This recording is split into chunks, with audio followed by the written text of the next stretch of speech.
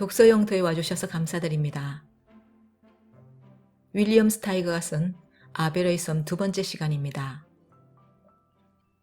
아벨이 무인도에서 맞이하는 세 번째 아침이 밝았습니다.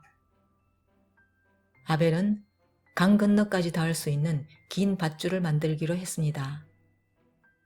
밧줄 끝에 돌멩이를 매달아서 강 건너편 숲으로 던져놓고 붙잡고 건너갈 생각이었습니다. 멜빵으로 새총을 만들어서 밧줄을 강 건너편으로 쏘아보낼 수 있을 것입니다. 아벨은 밧줄다리 계획이 성공할 것을 굳게 믿었습니다.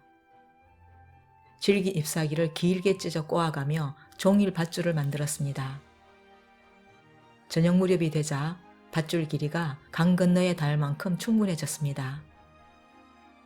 강 건너에 던져서 건너가는 것은 다음날 하기로 했습니다. 풀씨로 저녁을 해결하고 아벨은 섬 안쪽으로 산책을 갔습니다. 섬 안쪽에 제법 넓은 빈터가 있었고 그곳에 속이 빈 통나무가 쓰러져 있었습니다. 높은 나뭇가지보다 통나무 속이 잠자기에는 더 안전할 것입니다. 아벨은 통나무 속에 있는 썩은 것들을 긁어내 밖으로 버렸습니다. 다른 동물들의 습격에 대비해 안으로 들어간 다음 입구를 돌로 막았습니다.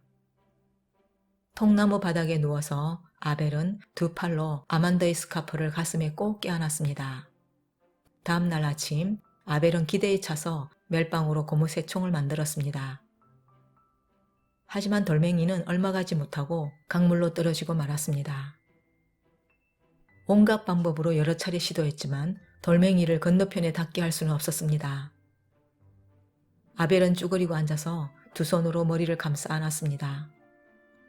실패했다는 사실을 결코 받아들일 수 없었던 아벨은 머리를 쥐어짜 다시 아이디어 하나를 떠올렸습니다.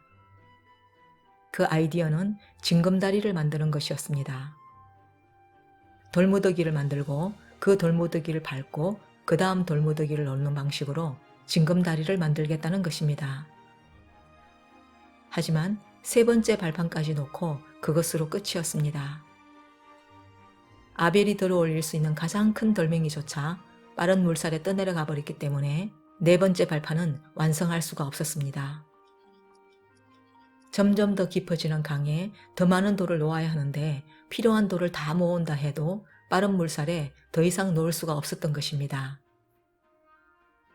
아벨 집안의 포기를 모르는 끈질긴 성격을 물려받긴 했지만 아벨에게는 이제 더 이상 아무런 아이디어도 떠오르지 않았습니다. 아벨은 새로운 생각이 떠오를 때까지 이를 악물고 참기로 했습니다. 밤이 되면 통나무 속에 들어가 잠을 잤습니다. 하루 종일 말 한마디 하지 못한 아벨은 외로움과 침묵에 그만 반쯤 늪이 빠지고 말았습니다. 아벨은 아만다의 스카프를 잠시도 몸에서 떼어놓지 않았습니다.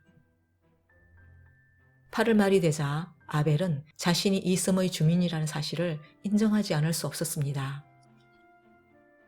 9월의 어느 날 아벨은 불을 지피는 데 성공했습니다.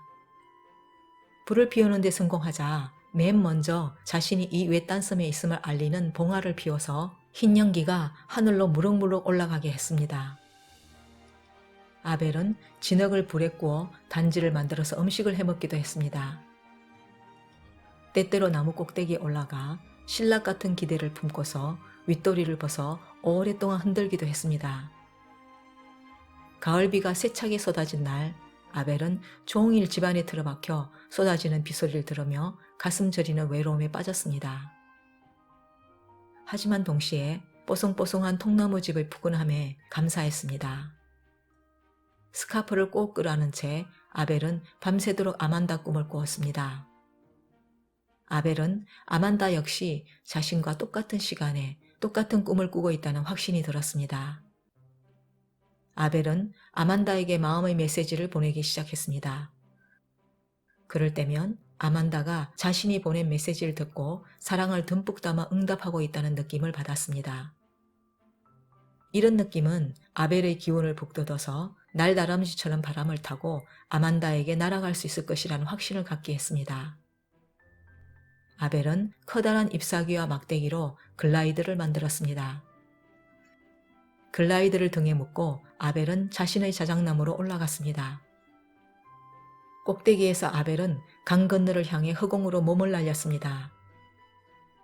하지만 날아오르지 못하고 천천히 반원을 거리며 숲을 속으로 쿵 떨어지고 말았습니다. 좌절감과 고통 때문에 슬픔에 잠겨서 아벨은 몇 시간 동안이라 그대로 누워 있었습니다. 공중에서 떨어진 뒤 몸과 마음의 고통이 어느 정도 회복된 어느 날 자신의 자작나무를 타고 올라가다가 문득 나무가 아벨 자신의 감정을 알고 있다는 느낌이 들었습니다. 자신이 자작나무의 강인함을 좋아하듯이 나무도 자신의 여리고 감성적인 모습을 좋아하고 있다는 느낌이 들었습니다. 그러자 주변의 모든 것들에 대해 친근감이 느껴졌고 자신이 고독하게 홀로 있는 것이 아니라는 생각이 들었습니다. 9월 하순 어느 날 아침에 일어나 보니 서리가 하얗게 땅에 내려 있었습니다. 아벨은 섬을 돌아다니면서 도토리, 호두, 식물의 씨앗 같은 것들을 통나무 집 속에 저장하기 시작했습니다. 자연 속에 살아보니 겉보기에는 온 세상이 고요하고 느릿느릿한 듯 했지만 실제로는 많은 일들이 분주하게 일어나고 있었습니다. 새싹은 자라서 꽃이 되었고 가지들은 왕성하게 뻗어나가 열매를 맺었습니다. 구름은 끊임없이 모양을 바꾸고 자연의 색들도 시시각각 변해갔습니다. 이제 아벨은 날짜를 세지 않았습니다. 나뭇잎이 빨강 노랑 주황으로 물들어가는 것을 보면서 10월이 되었다는 것을 알았습니다. 나뭇잎 빛깔들은 아벨의 마음도 알록달록하게 물들였습니다. 야생 포도즙을 짜 포도주를 만들면서 손과 셔츠가 자줏빛이 되었지만 처음 이슴에 도착했을 때처럼 아벨은 외모에 더 이상 신경을 쓰지 않았습니다. 질문입니다. 아벨은 무인도에서 탈출하기 위해 어떤 시도를 했나요? 그리고 그 시도는 왜 실패했나요? 처음으로 불을 피운 후 아벨은 어떤 생각과 행동을 했나요? 가을비가 세차게 쏟아진 날 아벨은 통나무 집안에서 어떤 생각들을 했나요? 아벨이 자신만 고독하게 섬에 혼자 있는 것이 아니라고 느끼게 된 이유는 무엇일까요? 왜 아벨은 더 이상 외모에 신경 쓰지 않게 되었을까요?